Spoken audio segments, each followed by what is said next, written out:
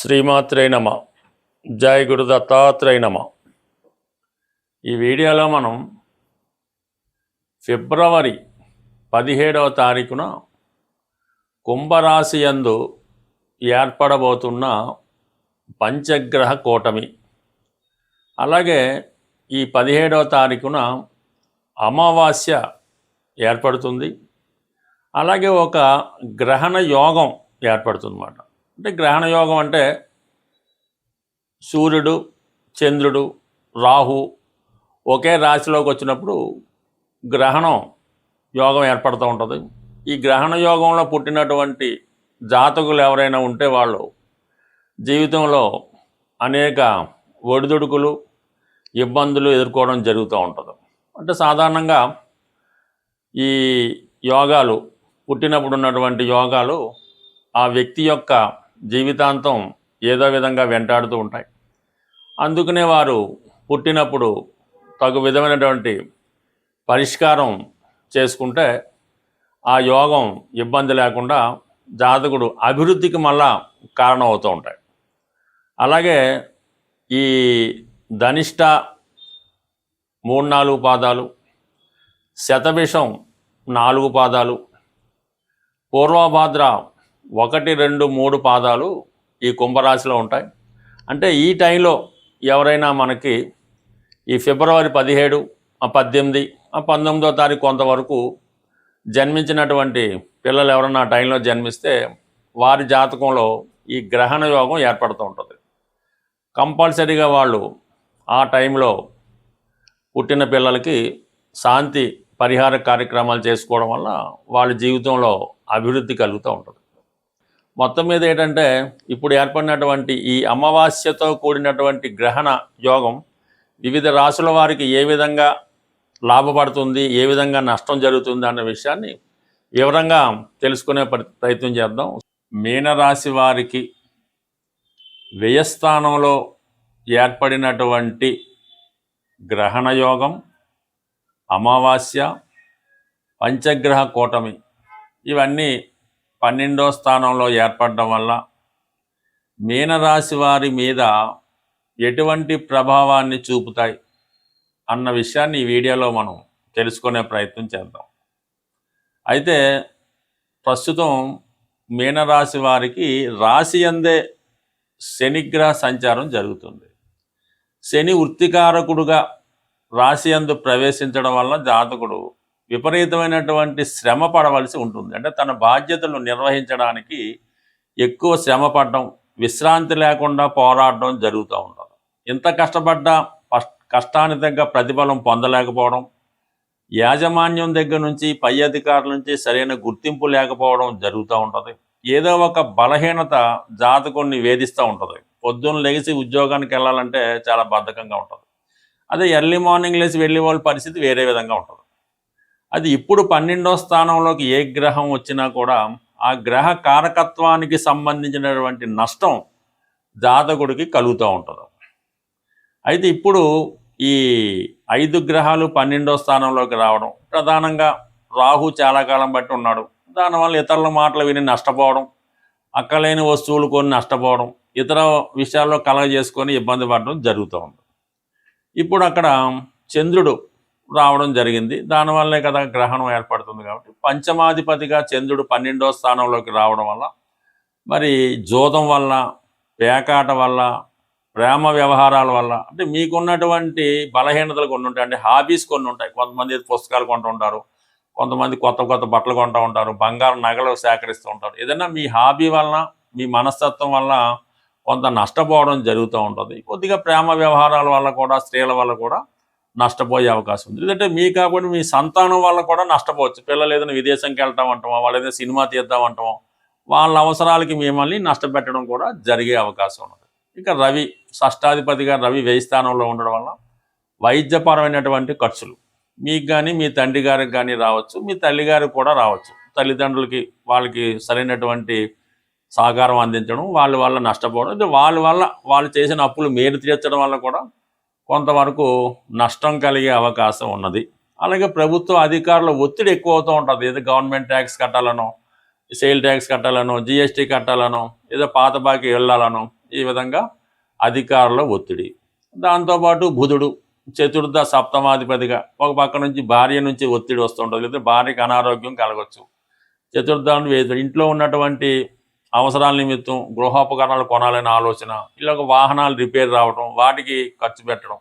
ఇక ప్రధానంగా శుక్రుడు మనకున్నటువంటి బలహీనతలు, ఎవరో కొత్త వారు పరిచయం అవడం, ఈ అన్ని విషయాలు పక్కన పెట్టి వారితోనే జీవితం గడపడం, వారికి సుఖపెట్టే ప్రయత్నంలో వారి కోరికలు తీర్చడం జరుగుతూ ఉంటుంది. కొంతలో కొంత ఈ రాశిలో ఉన్నటువంటి స్త్రీలకైతే కొన్ని విలువైనటువంటి బహుమతులు వారి ఆత్మీయుల ద్వారా రావడం, ఇవన్నీ జరుగుతూ ఉంటాయి. బట్ ఓవరాల్గా ఎక్కువ జాతకుడి మీద ఆర్థిక పరమైన ఒత్తిడి కలుగుతూ ఉంటుంది. ఇప్పటికే సగం అప్పుల్లో ఉన్న జాతకుడు మరింతగా చెప్పుకోలేని విధంగా జాతకుడు నష్టపోవడం జరుగుతూ ఉంటుంది.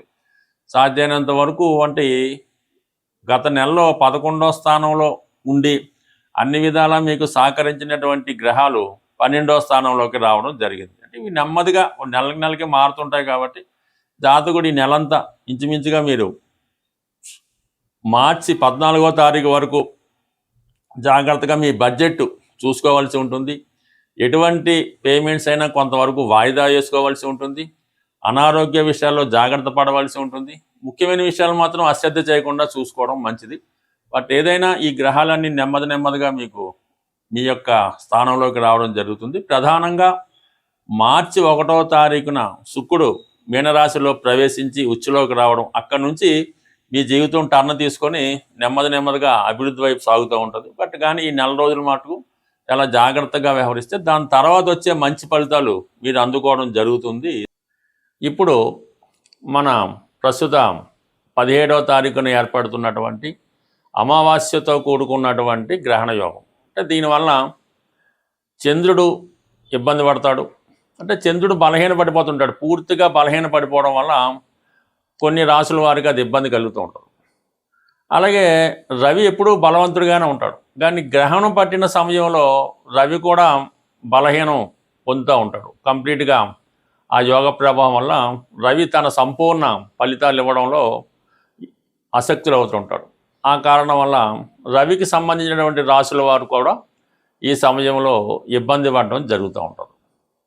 అయితే సహజంగా బుధుడు కూడా అదే రాశిలో ఏర్పడడం వల్ల ఈ బుధుడికి రవి వచ్చినప్పుడు ఈ బుధాదిత్య యోగం అనే యోగం ఏర్పడినప్పటికీ అక్కడ రాహు కూడా కలడం వల్ల, అంటే రాహు సాధారణంగా బుధుడికి ఏమి ఇబ్బంది పెట్టడం. రాహు బుధుడు గురు శిష్యులు లాంటి వాళ్ళు అన్నమాట. బుధుడు ఏ రాశిలో ఉంటే ఆ రాశి ఫలితాలలాగా రాహుతో కలడం వల్ల రాహు యొక్క ఫలితాలు ఇవ్వడం జరుగుతూ ఉంటుంది బుధుడు. సో ఆ కారణం ఏంటంటే బుధుడు అత్యంత మేధావిగా మారుతూ ఉంటాడు. బుధుడికి మంచి సహకారం లభిస్తూ ఉంటుంది రాహు వల్ల. ఇది సైంటిఫిక్గా పరిశోధనా రంగంలో ఉన్న వాళ్ళకి, బాగా విద్యావంతులకి, మేధావులకి ఇది బాగా ఉపయోగపడుతూ ఉంటుంది. అయితే శుక్రుడు కూడా రాహు మిత్రులు అవుతుంటారు. ఈ రాహు శుక్రుడితో కలియడం వల్ల ఈ శుక్రుడు సంబంధించినటువంటి రాశుల వారికి కొంతవరకు వారు ఎక్కువగా జీవితంలో ఏదైతే సాధించాలని కోరుకుంటూ ఉంటారో అవి సాధించడం జరుగుతూ ఉంటుంది. ముఖ్యంగా ఏంటంటే ఏదైనా ఒక వ్యక్తితో పరిచయాన్ని కోరుకోవడం కానీ, ఏదైనా ఒక పెద్ద వాహనం కానీ గృహం కానీ కొనుక్కుందామనే ఆలోచన కానీ, ఎన్నాళ్ళుగానో ఎదురు చూస్తున్నటువంటి వ్యక్తుల్ని, అంటే మరి అబ్బాయిలైతే అమ్మాయిల్ని కలుసుకోవడం, అమ్మాయిలైతే అబ్బాయిల్ని కలుసుకోవడం జరుగుతూ ఉంటుంది. అంటే ఇది ఎవరి జన్మ జాతకంలో అయినా ఈ రాహు శుక్రుడు కలిసి ఉన్నప్పుడు అది ఒక విధమైనటువంటి కోర్కెలతో కూడుకున్నటువంటి వ్యభిచార దోషం లాంటిది అవుతూ ఉంటుంది.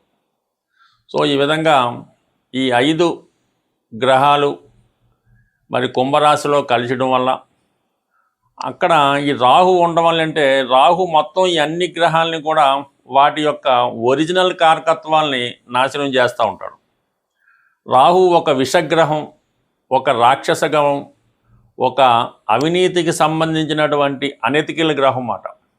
అతనికి ఇప్పుడున్నటువంటి చట్టాలతో కానీ, ధర్మంతో కానీ, న్యాయంతో కానీ ఏ విధమైన సంబంధం ఉండదు. తాను అనుకున్నది ఎలాగన్నా సాధించాలనే మనస్తత్వం ఉంటుంది. అంటే ఒక విధమైన వావి వరసలు ఉండవు, ఒక విధమైన నీతి అవినీతి ఉండదు, ఇది న్యాయం ఇది తప్పు అన్నటువంటి ఏమి లేకుండా రాహు అనెతికల్గా ప్రవర్తిస్తూ ఉంటాడు. పైపెచ్చు రాహుకి మరి కుంభరాశి ప్రస్తుతం స్వక్షేత్రం అవటం వల్ల అత్యంత బలవంతుడైనటువంటి రాహుతో ఈ మిగిలిన 4 గ్రహాలు కలవడం వల్ల వాటి యొక్క కారకత్వాలు ఇబ్బంది పడుతూ ఉంటాయి. అంటే ఇక్కడ రవితో కలియడం వల్ల మరి ఎవరికైనా తండ్రి గారి యొక్క అనారోగ్యం కానీ, తండ్రి గారు నష్టపోవడం కానీ, పిల్లలకి ఇబ్బంది కలగడం కానీ జరుగుతూ ఉంటుంది. అంటే రవి కారకత్వాలు పాడవుతాయి. చంద్రుడు కారకత్వాలు తల్లిగారికి అనారోగ్య సమస్యలు, ఏదైనా హెల్త్ ప్రాబ్లమ్స్, ఆవిడ జీవితంలో స్ట్రగుల్ పడడం జరుగుతూ ఉంటుంది. అయితే శుక్రుడు రాహు మిత్రుడు అవడం వలన అప్పటిదాకా చాలా నిజాయితీగా సాంప్రదాయంగా వెళ్తున్నటువంటి వాడు అన్య స్త్రీల మీద వ్యామోహం పెంచుకోవడం, ఇతరుల యొక్క ధనం మీద ఆశ పెంచుకోవడం, ఏదో విధంగా ఎదుటి వారి యొక్క ఆస్తులను కానీ వారి యొక్క స్త్రీలను కానీ అన్యాయంగా దోచుకోవాలనే ప్రయత్నం చేయడం జరుగుతూ ఉంటుంది. చాలా అనెతికల్గా ప్రవర్తిస్తూ ఉంటాడు. చాలా లగ్జరీ లైఫ్ అనిపిస్తూ ఉంటాడు. సో బుధుడు రాహుతో కలియడం వలన పెద్ద పెద్ద వ్యాపార అవకాశాల దగ్గర ధనం ఉన్నా లేకపోయినా పెద్ద పెద్ద సంస్థలు స్థాపిద్దామని, కోట్లలో రొటేషన్ చేద్దామని ఎదుటి వారికి భ్రమ కల్పించేలాగా తన యొక్క ఐడియాలు ఇవ్వడం జరుగుతూ ఉంటుంది. సైంటిఫిక్గా తాన్ని బాగా ఇంప్రూవ్గా ఊహించుకుంటూ ఉంటాడు. ఏ విధమైనటువంటి బలం లేకపోయినా, ఎంత ధనం లేకపోయినా ఒక గొప్పగా అతను తను ప్రజెంట్ చేసుకోవడం జరుగుతూ ఉంటుంది.